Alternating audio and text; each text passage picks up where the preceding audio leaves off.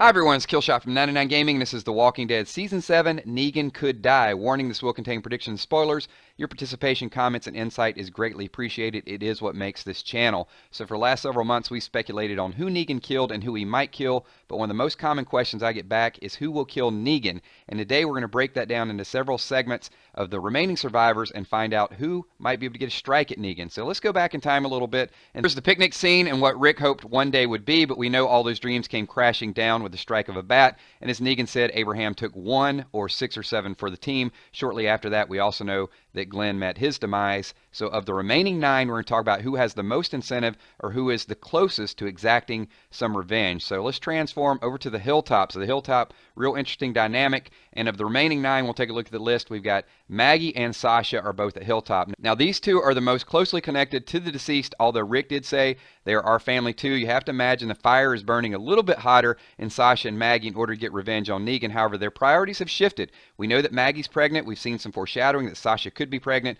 and all of their efforts at this point is to convince Gregory that they need to stay throughout the duration of the pregnancy. We do know behind the scenes that Sasha has been talking to Jesus to try to get him to find out where Negan lives. Now this is being done behind Maggie's back, and they just had an awesome tag team the way they took out those walkers. So Sasha may be a little bit further along on the revenge spectrum, although Maggie is going a little bit more of a tactical strategy, try to take over the Hilltop and then build up the army, and I think that'll forge the alliances a little bit later on. So let's talk about several people that could be torn or too weak to do anything right now.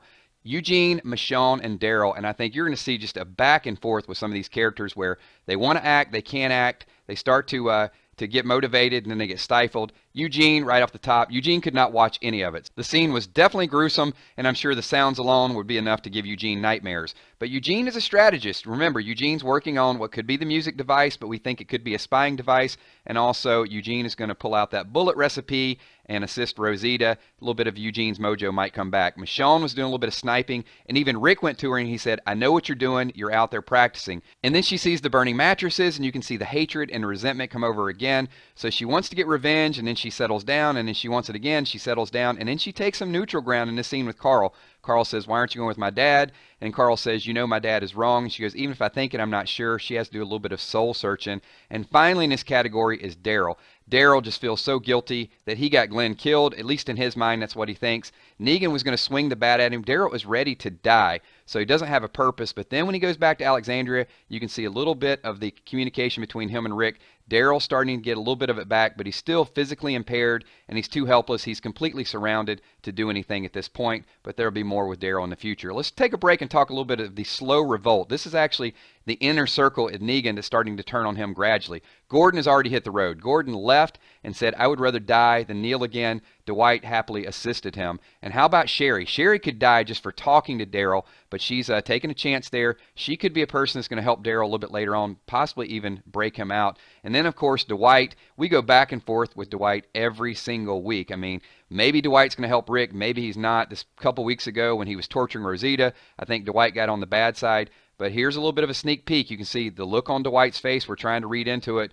Dwight possibly could turn on Negan at some point, and the question I would ask all of you, is Negan starting to lose his grip? I mean, when you're a powerful dictator like that, eventually everybody gets afraid, and they may think, could be me next. So more than we know, this category of people is going to include Rick and Erin.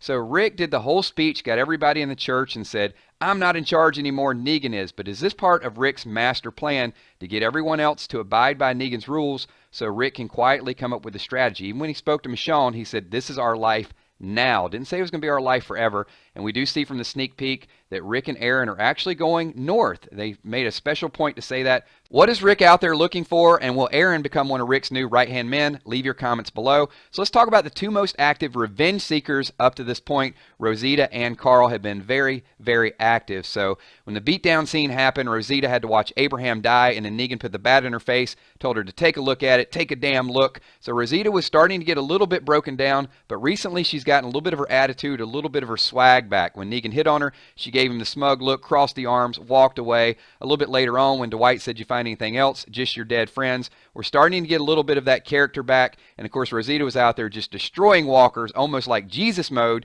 And she found a gun, went to Eugene and said, "Make me a bullet." Now, we don't think the bullet is going to fit that gun, but one bullet could be her assassination attempt. And I used the keyword attempt on Negan because I don't think it's going to be successful. Unfortunately, here's my prediction.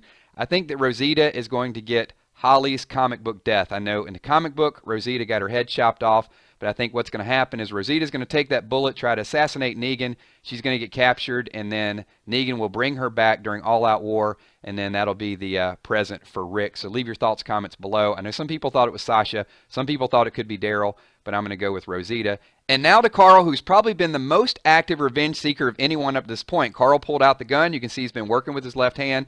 Fired the shot, had a shot at Negan, didn't take it, but Carl has went all the way from Alexandria to Hilltop. Wasn't just to follow Enid. He said that he did this for selfish reasons, jumped in the back of the truck, and of course, he and Jesus will have to go into the sanctuary and see if they can exact some revenge. I don't think that's going to be successful either, but let me know your thoughts. Maybe he'll take out a couple saviors like in the comic book, but I'd love to see what you guys think about all that, which ultimately the conclusion is no one will kill Negan up to this point. Negan is a staple in the comic book. I think he's done, 58, 59 issues at this point, so a lot of people want to see him die, and I know it's a real-world partnership later on that him and Rick create. I guess a lot of the bygones will become bygones. I don't know if they're going to do that quite like that from the TV show. It's going to be a little bit harder with this character and the way we've kind of absorbed it and observed all of this point. But I guess anything could happen. They do tend to change up the comic book deaths a little bit. You never know. Maybe Negan will die. Maybe he won't die. That's why we do these speculation videos. So if Negan were to die in the next couple seasons, I want to know from you.